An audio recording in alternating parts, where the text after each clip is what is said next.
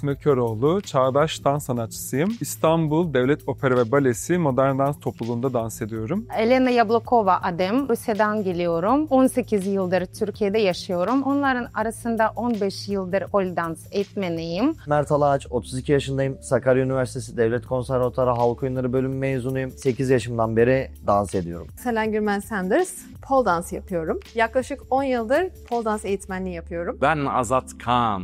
30 yıldır Türkiye'de ve yurt dışında oryantal dansla meşgul olan bir koreografım. Ben Arzum Server, profesyonel oryantalim. Sahne tozu çok yuttum diyebilirim. Baran, drag queen performans sanatçısıyım. 2009'dan bu zamana dek çalışmaktayım.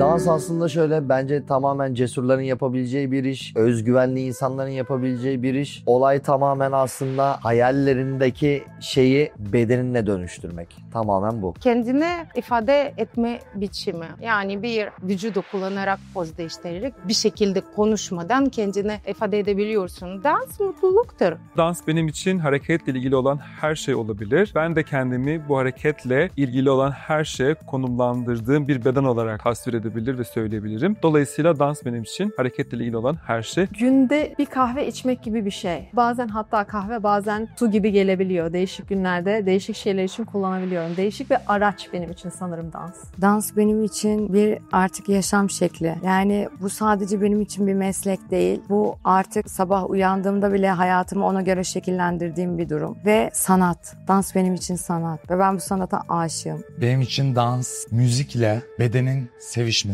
Görünmez bir şey var orada yani. Büyülü bir şey. The place is a 7-day race is around you like a nomad. Now you feel all these things and I want you. Meraktan başladım. Başladığım zaman da daha pole dans hiç yaygın değildi. Ne stüdyolar doğru düzgün ne de pole dans videoları, nasıl bu hareketi yapacaksın vesaire. Eğitmenler de yoktu. O yüzden filmlerde izleyerek bir şeyler hep denemek istedim. 22 yaşında konservatuvara girdim. Mimar Sinan Üniversitesi Devlet Konservatuarı. Daha önce dansla ilgili hiç fikrim yoktu. Olur ya böyle çocukken işte filmlerde, kliplerde dans izlersiniz ve özenirsiniz vesaire. Böyle bir geçmişim de yok. 21 yaşımda ilk dans dersimi tamamen hobi olarak aldığımda galiba ben dans etmeliyim diye düşündüm. İlk o zaman aslında anladım dansçı olmam gerektiğini. Ablamla birlikte başladım. Ablam bale eğitimi alıyordu çok uzun yıllardır ve ben böyle 4 yaşındayken onu izlemeye gidiyordum salona. Ben de dans etmek istiyorumu fark ettim. Ama baleyle başlayınca ben dans etmek istemiyorum galiba deyip çok uzun süre bıraktım hiç bana uymadığı için. Yıllar sonra böyle kendi kendime müzikle dans ederek ondan sonra televizyonla birlikte kendimi buldum birazcık daha. Televizyonda izlediklerimle ben bu dansı yapmak istiyorum ve bunu bulacağım diyerek böyle çok iyi eğitmenlere rastladım ve onlar sayesinde dans yolculuğum bir yerde başladı.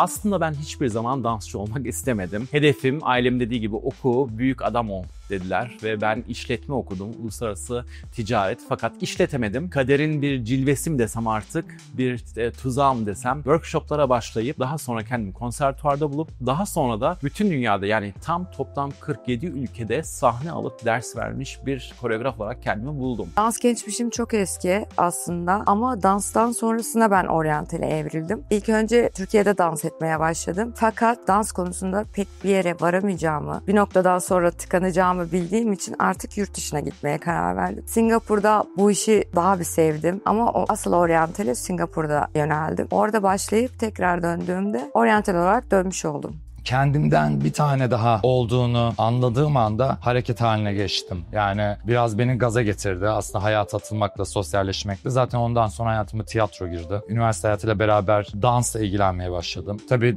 drag queen olmaya çok daha sonra karar vermiştim. Ve işte gitgide hızlandım yani. Hani ondan sonra durmadım.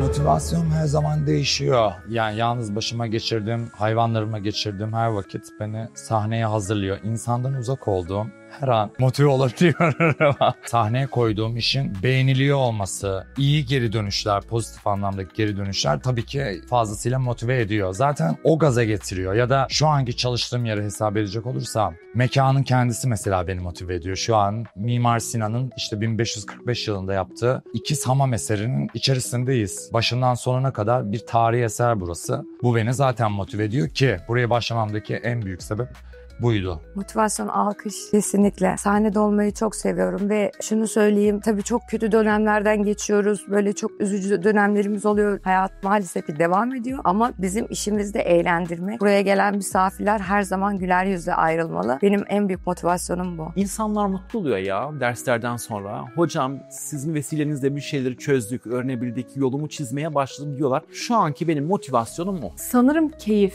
Yani ben keyif aldığım sürece dans ediyorum.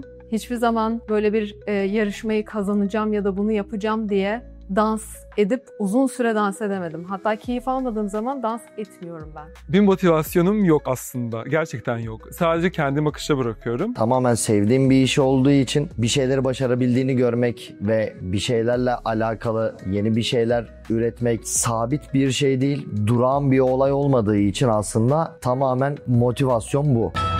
Yürü, indir. 3 bu. Bastır.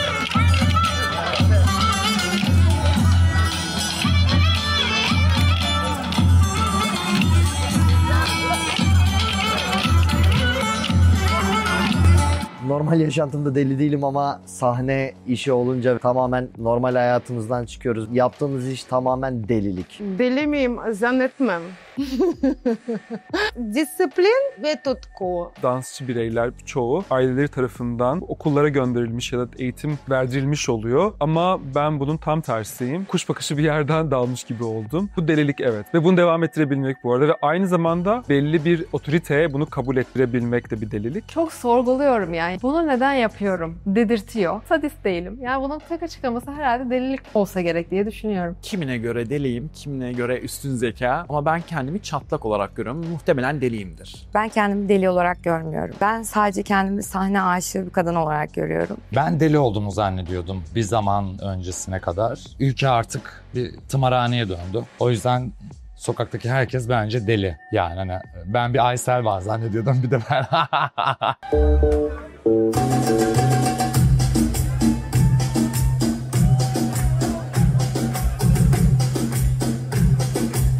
Birkaç gün önce bir mekanda sahne aldım ve sahne bazen tabii ki de hakaretlere maruz kalabiliyoruz. Olabilecek şeyler. Ya bunun hemcinslerimizden olması beni çok üzüyor özellikle. Ya zaten oryantalde de şöyle bir adab vardır. Biz sahne yaparız. Sahneyi yaptırdıktan sonra entertainment kısmında ilk önce hanımlara gidilir. Adabımız budur aslında. Ama maalesef ki bizim meslektaşlarda bunu ön planda beyler tutanlar da falan da oluyor. Tabii algı giderek bu şekilde değişiyor. Kadınların algısı da erkeklerin algısı da bu sanata karşı. Geçen yaşadığım olay, bir grup vardı. Bir masa 15-20 kişilik bir grup. Yani kızın yaşı max 19-20 falandır. Yanında da bir çocuk vardı. Sanırım erkek arkadaşıydı. Ben tabii ki de kıza gittim falan böyle. Kız böyle yaptı bana. Kendimi orada fino köpeği gibi hissettim. Ben o an düşündüm. Ben üzerimde bir kostüm taşıyorum. Saçıma, başıma, makyajıma özen gösteriyorum. O sahneye çıkmak için özen gösteriyorum. Ama bir fino köpeği muamelesi görüyorum. söylüyorum. Bu beni o kadar üzdü ki o an. Yani uzun zamandır üzülmemiştim. Küçücük bir kızdan bunu görmek beni daha çok üzdü. Yani ben böyle durumlarda hiç motivasyonum düşmez genelde. İşime devam ederim falan. Ama o gün benim gıcıklığım tuttu. Benim de gıcıklığım tutabilir. Olabilir böyle şeyler ya. Tam tersi yanındaki beyefendiye gittim, dans etmeye başladım. Ve sonrasında kız tekrar iyice bozuldu, böyle baktı bana ve sonra yanına gittim, dedim ki canım benim, ben erkek arkadaşının teyzesi yaşındayım neredeyse. Yani ben sanat yapıyorum, sanat dedim yani. Anlamadı. Onun da anlayışı o kadarmış ama yeni nesilden bu mesleğe bu şekilde bir bakış açısı beni daha çok üzdü açıkçası.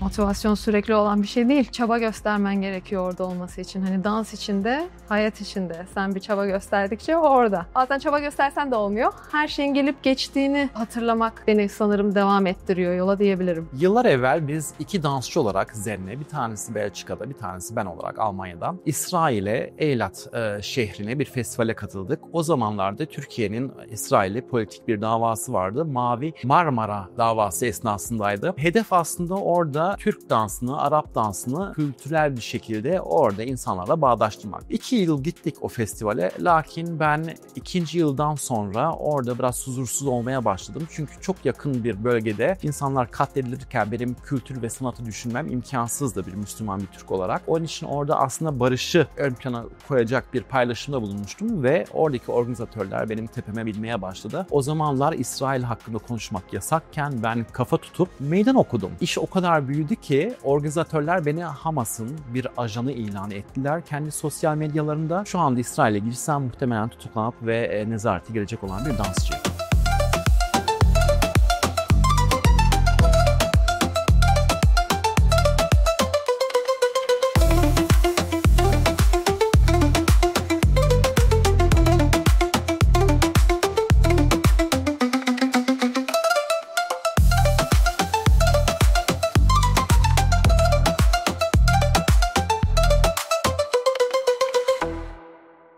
Ailem zaten tamamen bu konuda benim her zaman arkamdaydı. Bu mesleğe yönlendiğim zaman sonuna kadar arkama çıktılar. Okuluna gittim, konservatuar okudum. Psikolojik olarak zorlandığım tek nokta aslında maalesef ki ülkemizde bu işin çok fazla değer görmemesi. Tamamen tek sıkıntımız o.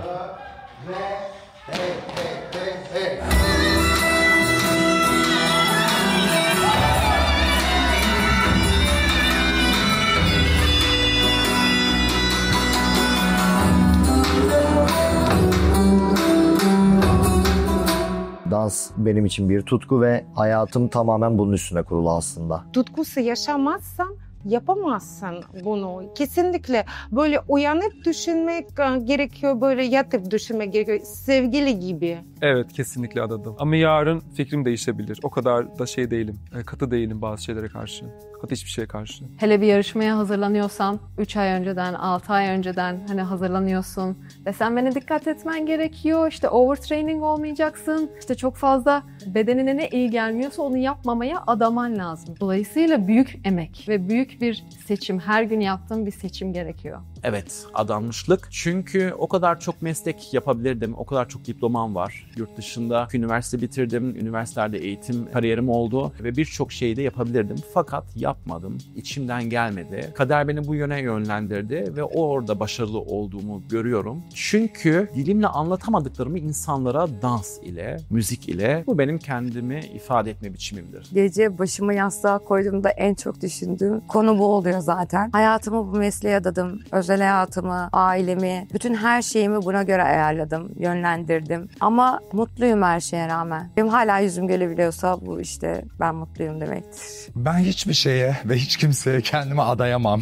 Aşk diyebilirim, sevgi diyebilirim. Bu duygular daha yakın ama adanmışlık her şeyden vazgeçebileceğimi ya da her şeyin benden vazgeçebileceğini bildiğim için adamak benim için çok tehlikeli bir çizgi. İpte yürüyen cambaz gibi hissederim ve o beni strese sokar. O yüzden kimseye ve hiçbir şeye kendimi adayamam.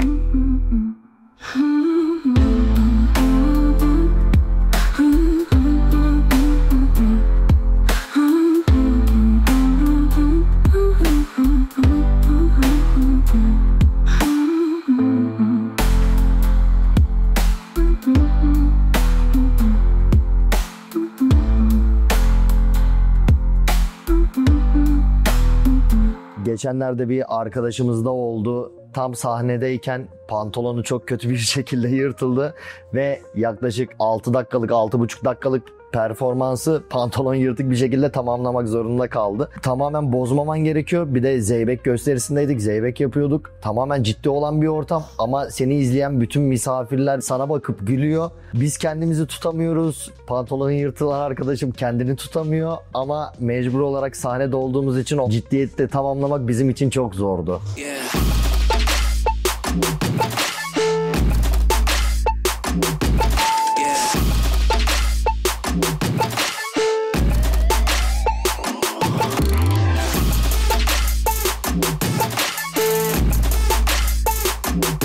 Biz bir kere dansa çıktık sahneye ama böyle bir saçlarımız vardı çok böyle büyük. Tabii ki ek saç takıldı kafamıza ve çok kafaya sallanırken bir kızının saçı böyle çıkıp bir izleyicinin omuzuna düştü. İzleyici nasıl bir komik biri çıktı ki aldı kafaya taktı ve böyle sonuna kadar böyle kafaya salladı. Biz artık dans edemiyorduk tabii. O tam önündeydi. Kostümün etek bölümünü tokayla sabitlemişti. Kilo aldığım ve verdiğimde daha kolay giyebilmem için. Ne hikmetse dans ederken artık coşmuşum. Arkamdaki etek bölümü kendini bağımsız ilan etmiş ve yerlerde sürünürken ben popom meydanda, sahnelerde oradan o masadan şu masaya sıçrayıp seyircileri eğlendirmeye çalışıyordum. Kayıtlar mevcuttur efendim ama yayınlamıyoruz tabii ki bunları.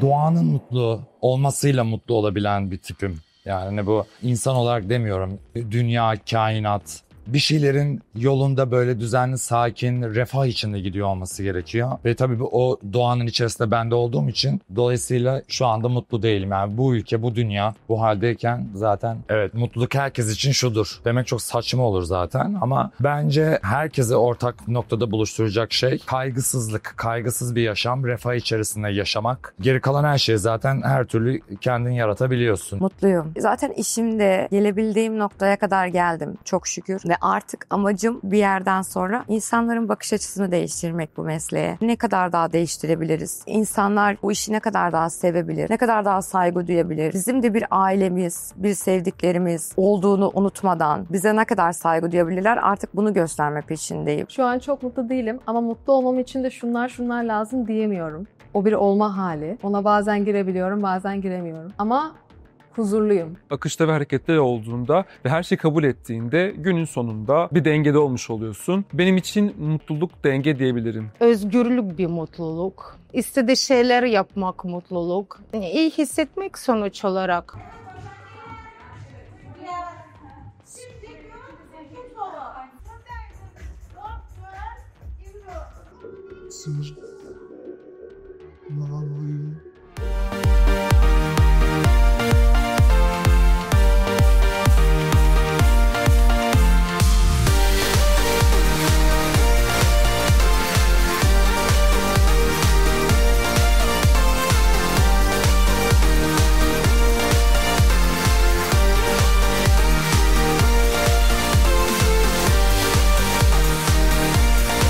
Red Bull BC One'a katılmaktı uzun bir süre boyunca ama bunun için hiçbir şey yapmıyordum, yalan yok. Gereken disiplini göstermiyordum, işte çalışmalarımı yapmıyordum ama dedim ki ben ona katılacağım ya ve o ilk 8'e kalacağım. Çok mutlu olacağımı inanıyorum yani bunu başarınca falan. Geçenlerde gerçekten katıldım, ilk 8'e kaldım ve o kadar doyurmadı ki daha derinde bir şeyler aramam gerektiğini fark ettim. Hayallerime ulaştım ama hayallerin ucu bucağı yok. O yüzden şu anki konumumdan mutluyum. Var olmak ve burada olmak için mücadele ediyorum. Ama hayaller de var tabii ki de. Hayallerime daha ulaşamadım, yolun başındayım. Yaşım ilerlese de ruhum gençleşiyor. Benim hayallerim galiba o kadar yükseklerdi ki ülkeme ve vatana faydalı olabilmek için ben aslında bir çocuk esirgeme kurumu kurmak istiyorum. Doğa içerisinde sokak hayvanlarıyla beraber çocukların dans, müzik. Ona daha uzağım fakat onun için çalışıyorum ve muhtemelen belki de bir 10 yıl sonra o hedefime ulaşmış olacağım. Hayallerime yani bir kısmına ulaştım. O bir kısım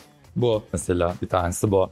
Bu zaten var. Zaten gece hayatını bırakıp daha böyle 12'den önce evime gidebileceğim, daha akşam saatlerinde olan, işte bu da anca bir müzikal olabilirdi benim için. Bir tiyatro olabilirdi. Ama gece 12'den sonrası değil. Ben bunu hayal ediyordum ama burası oldu. Burası hayallerimin ötesinde bir mekan oldu benim için. Hiç ben böyle bir şey hayal etmezdim. Yani böyle tarihi bir mekanda çalışmayı, evet bu hayallerimin ötesinde. Demek ki bu olabiliyor. Yani hayal ettiğinin ötesi olabiliyor. Dans etmekle alakalı aslında bütün dünya kıtalarıydı. Ve geçen yıl nihayet Avustralya'yı da repertuarıma katarak 5 kıtada sahne aldım. Devlet olarak 47 ülkeye gitmişliğim var. Tüm Avrupa'dan Amerika, Kanada, Afrika ülkelerine, Arap ülkelerine ve Avustralya. Gidemediğim ve gitmek istediğim ileride Latin Amerika. Oraya da bir tamamlarsam tüm dünyayı gezmiş olacağım.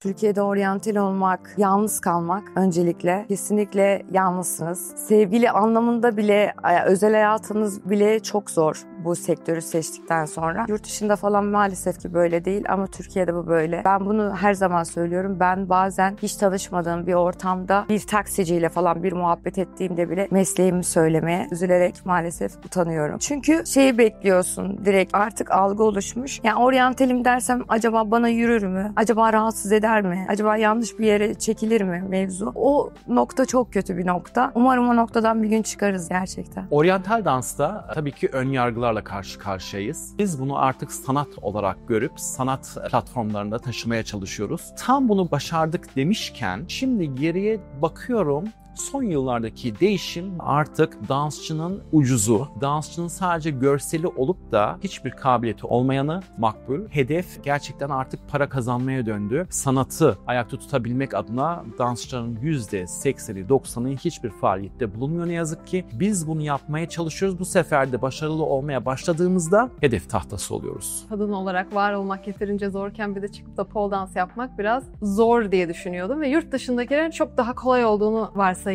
Ta ki yurt dışına çıkıp Hristiyan ve böyle Katolik rejimin içinde yaşayan şehirdeki pole stüdyolarını görene kadar fark ettim ki onlar da aynı şeyleri yaşıyorlar. Hiçbir değişiklik yok. Bakış açısı aynı. Pole dans yaptığın zaman biraz her yerde zorlanıyorsun ama her yerde de yani yerini bulabiliyorsun. Bu problemin içinde gerçekten mücadele etmek fiziksel olarak, mental olarak önemli, değerli. Elimden geldiğince, bedenim el verdiğince burada olup bir şekilde bu mücadelenin ve hareketin içinde olmaya gayret edeceğim.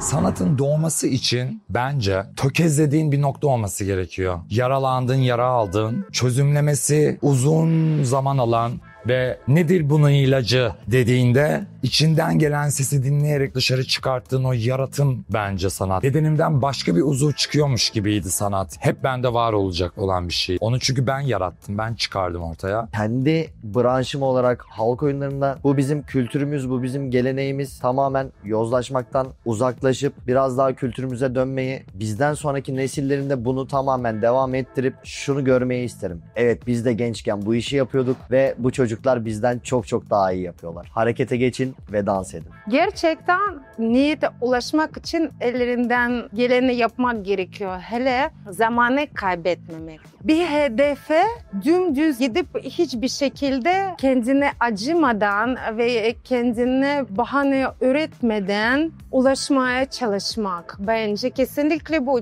Çünkü dansın, sporun ilk işi disiplin. Birçok şeyi galiba böyle mizahla, komediyle vesaire yeniyorum ya da yenmeye çalışıyorum. Böyle hayatından hiçbir zaman gülmeyi falan eksik etmesin diyebilirim. Her şeye rağmen. Eğer bir şey sizi çekiyorsa ve yapmak istiyorsanız hiçbir şeyin sizi durdurmasına izin vermeyin. O çekimi takip etmeniz yeter. Yani dünya birincisi olamayabilirsin, çok iyi bir şey olamayabilirsin ama o isteğin peşinden gidince kendi içinden o kadar güzel şeyler açılıyor ki insan kendini şaşırtabiliyor ve gerçekten hayata daha farklı bir şekilde tutunabiliyor. Eğer Eğer ki bir şeyi kafaya koyduysanız bunun analizini iyi edin, iyi tartın ve gerçekten yürekten istiyorsanız o yolu gidin. Çevreniz ne kadar bu imkansız, bu olmaz dese de gerçekten o kabiliyet varsa o yolu gidin derim. Ben aynısını yaptım. Herkes beni alıkoymak istedi bu yoldan. Fakat bir inançla işimi daha profesyonel yapabilmek adına, yani bir saygınlıkla işime sarıldım. Attığım adımlar çok daha yavaştı ve çok daha uzun